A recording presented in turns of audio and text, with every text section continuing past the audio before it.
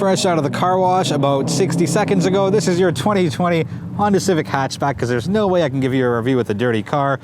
You've seen this before, but let's do a quick quirks, perks, and irks because, well, I kind of like the Civic hatchback.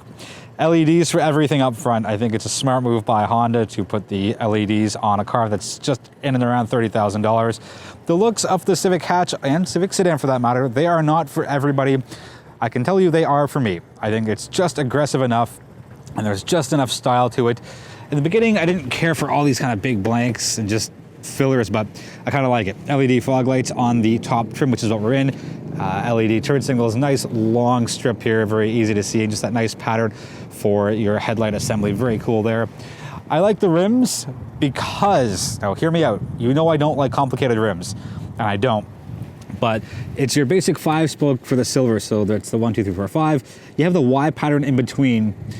Don't care for that, but if you look at it in a certain slant of light, in a certain time of day, the 5 spokes really become pronounced more than the Y patterns. But anyways, that's me. I like the rims, I do. Maybe it's actually, if we look from here, the Y patterns, because they're black and the car is black, it's hidden a bit, and you really see the 5-spoke design pattern. So that's just me.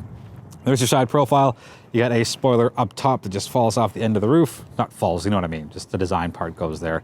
Nothing's falling off on the Civic, at least not under my watch. Rear quarter look, nice steeply raked tailgate, or hatchback, sorry. That looks good, I'm fine with it. I wish Honda spent the extra $2 or $3 on LED lights for the turn signals in the rear.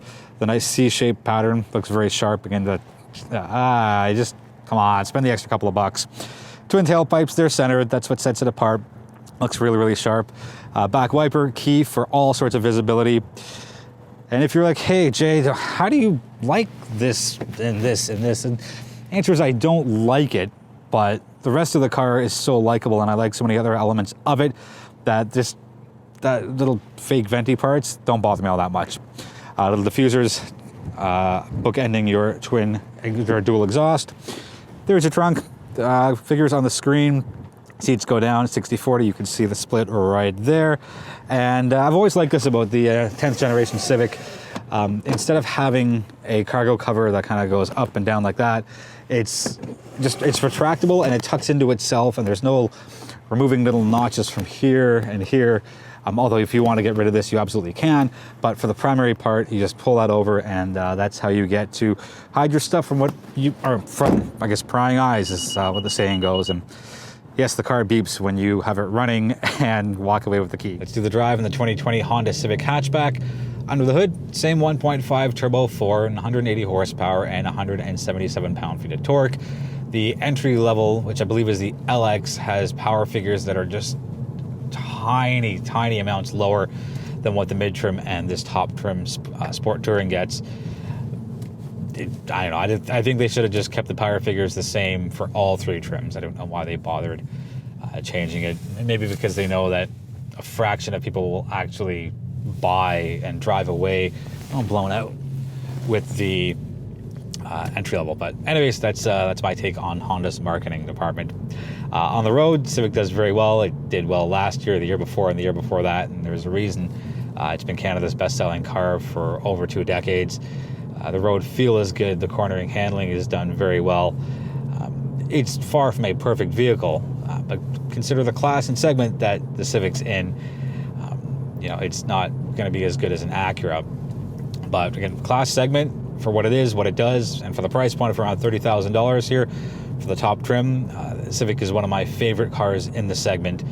And it just does it so well. You have a lower center of gravity as far as the vehicle goes, but you don't lose your outward visibility. Your seating position is higher than what I think for a car that has such a low profile. As far as kind of cornering handling, getting on the highway, acceleration, all the things people people think about and do every day with the vehicle. The Civic hatch does it very well, and having nearly 200 horsepower under the hood is a pretty solid way to accomplish that. Standard safety features are impressive on the Civic. I will put a list of what's standard, and then just below it I will put a list of what comes safety-wise with the top trim Sport Touring. It's a great move for me. I'm always kind of going on about make more safety features standard. You know, let us pay for the sunroof and let us pay for the upgraded audio system and maybe a digital dash or better seats. But for something that everybody benefits from, please make it standard as much as possible. On the fuel consumption side, in liters per 100 kilometers, in the city, it's 8.0 even. On the highway, it is 6.6, and your blended total comes out to 7.4. And the fuel tank premium gas, because it is a turbo engine, it's 46.9 liters, and Honda is very particular that they didn't make it 47 liters. I've always kind of laughed and chuckled at that. As far as any irks I have with the Civic, there's really not that many. The climate control, the direction of the air, you've got to dig into the infotainment screen. There's no hard touch button for it. I hope they correct that for the 11th generation, which should be out, I think, in a few months. Middle of November, Honda put out some images of what the new Civic will look like, and to me it looks like an ILX, and they've always kind of had that similarities. And back when the Acura 1.6 EL came out, it looked like a Civic, and the 1.7 EL came out and looked like a Civic, and then the CSX came out and looked like a Civic, and they kind of just borrow off each other. I hope Honda sticks to the name ILX, sorry, Honda/Acura. They just keep changing the names, and I don't know if that's the best move, but enough about the ILX. Let's jump back to the Civic, which is what we're driving. The looks aren't for everybody. When I first saw it, I'm like, oh, that's very bold. And this is back in the autumn of 2017 when the Civic hatch first came back after a long absence. And there's lots of bends and creases, and it stands out. You will not mistake the Civic hatch for anything else on the road. I think it's an advantage. I think it looks, I don't want to say great, like it's not for everybody.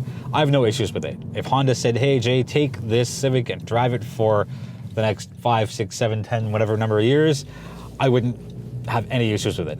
I like the look of it. I think it stands out enough. It's not bland, it's not boring, and it definitely makes a statement. And you know, the big, stronger brother of the Civic hatch is the Type R, and with that, either you love or hate the looks as well. It is very polarizing, we'll say. Very curious to see if they scale back the looks for the next generation Civic hatch. The Civic sedan was the only one that we saw pictures of, or sorry, that I saw pictures of. But we'll wait and see what they decide to do with it. If you've got any questions on the Civic hatch, let me know in the comments. I believe there's going to be a 2021 model. It's the end of November that I'm filming this. It's a 2020 model. I think the 2021s will be out in, I think it's going to be on the media fleet in 2 months, maybe 3 months. Then I think the 2022s will end up being the new generation, which is my prediction on that. But again, got any questions on it, let me know in the comments. I'll do my best to get you answers as soon as possible. Thank you so much for watching. I really do appreciate the support, especially as a small creator on the rise. Feel free to subscribe if you haven't already, or if you know somebody who may be interested in seeing this lovely face, I say sarcastically, or watching new car reviews. Feel free to suggest the channel to them. Be well, be healthy, be safe, and I'll be back sooner than later with my next review.